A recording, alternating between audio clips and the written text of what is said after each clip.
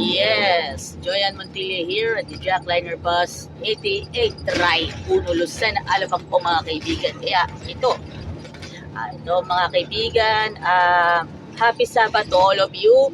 Yan, recently naka-tune in sila sa AWR. Ngayon naman ay sila naka-tune in sa movies. Pero mamayang hapon bawi naman sila.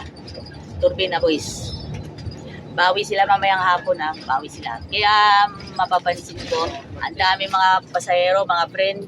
Ayan, sa mga bandang likuran ko, standing po tayo mga friend. Kaya ito, sitwasyon po natin dito. Pero alam naman natin, good vibes, good things, alam naman natin dito. Kaya alam naman natin. So, bibigyan natin ng positive, positive input. Dito na tayo sa Barangay San Agustin, Santo Tomas, Batangas. Kaya po, mapapansin po natin na bibigyan po natin ng pagkakataon. Alam na this. Kaya po mga friend, kaya alam mo, yan talaga Diyan tayo excited. Yan, pasensya na kasi maraming maraming tulog sa, siyempre, pagod sila sa biyahe, alam mo na, kasi siyempre, tayo po ay binibigyan po tayo ng pagkakataon na makapag-video content po tayo dito kay 88 Try Uno. Kaya, sa matagal na po na panahon, alam mo naman natin yan. Turbina Boys, kaya nakaporma lang po tayo kasi alam naman natin yan. Shoutout muna tayo sa lahat po ng mga pasahero po ng Jackliner. Tingnan natin, kaya yan, maaari po natin. Kaya nasa likuran ko, lahat naman po tayo ay naging patas tayo sa, alam mo na, pag-aatid ng kasiyahan sa atin dito sa ating vlog. Yan, kaya mabigat ng ating pasan. Alam naman natin. Pero, kaya. Positive things is kaya.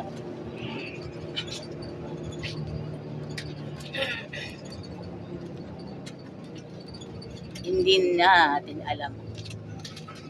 alam kung merong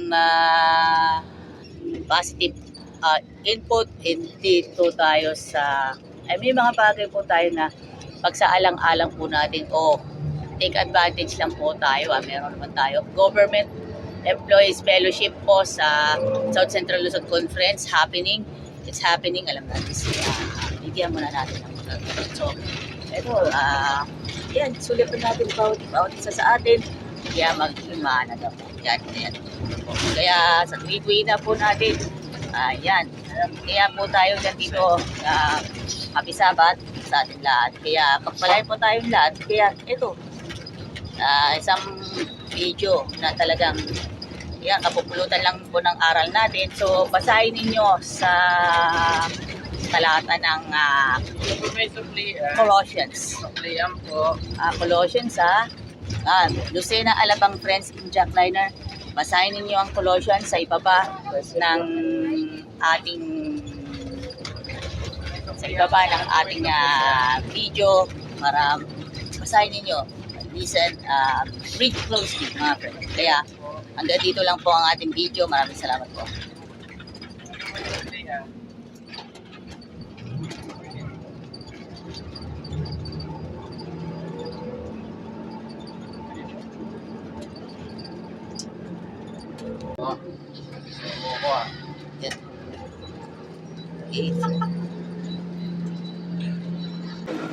Thank you.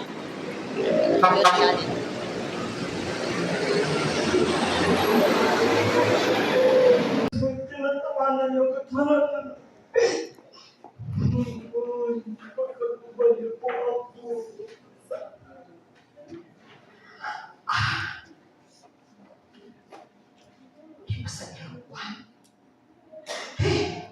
Magkakaanak na ako. At pag ako'y nakakaanak, pangangalanan ko ito. Ang pangalan? Samuel. Very good. Ito ngayon si Samuel. Dadalhin ko siya sa isang sacerdote. Samuel? Ibibigay kita, doon ka maninirahan kay Priest Eli. Yeah, doon ka. siya. Kaya, at dinala ko ngayon doon. Ang bait ng anak kong si Samuel. Ang bait-bait nito. Yan, anak, dito ka na kay Priscilla, ha? Ikaw ay mamahalin, maglinig ka kung anong gagawin ni Priscilla. Ikaw ay Yes! susunod daw siya kay Priscilla. Ngunit isang araw, isang gabi, natutulog si Priscilla. Siya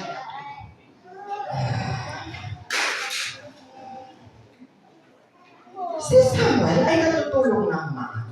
Hindi. May tumawag si Samuel. Samuel. Biglang bumangon si Samuel. Siya bumangon. Takbo siya kay Priscilla. Tinatawag mo ako? Anak, hindi kita tinatawag. Balik si Samuel. Katulog na naman siya.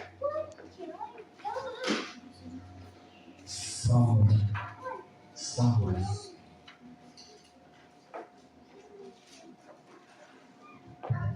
Priscilla, tinatawagan mo ako? Hindi, anak. Bumalik ka. Ang Panginoon ay mayroong sasabihin sa iyo. Bumalik si Samuel. At siya ay natulog.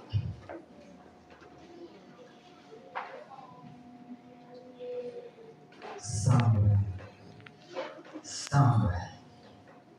Narito po ako. Ako po ay maglilingkod sa inyo. At noong mga oras na ito, ang Panginoon ay nagpakita kay Samuel. Yun pala ay mayroong mahalagang mensahe para sa mga anak ni Priscilla. Ang mga anak ni Priscilla, yung dalawang anak ay ang galing ito. Ayan. Magaling bata ito si Samuel. At siya'y pagkaumaga pumunta kay Priscilla.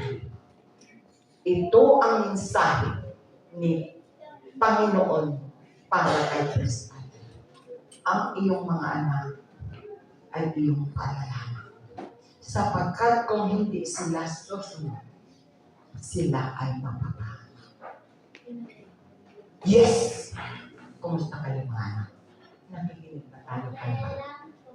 Sumusunod tayo sa ating mga papa. Sumusunod. So, ako, si Hannah, maligayang ako. Thank you, Lord! Dininig mo ang aking panalangin. Bye-bye, mga bata. Aalis na si Hannah. Uwi na sa bahay. Si Samuel ay babalik na sa kanyang tulugan. Ayan. Bye-bye. So mga anak, thank you sa maikling kwento. Thanks.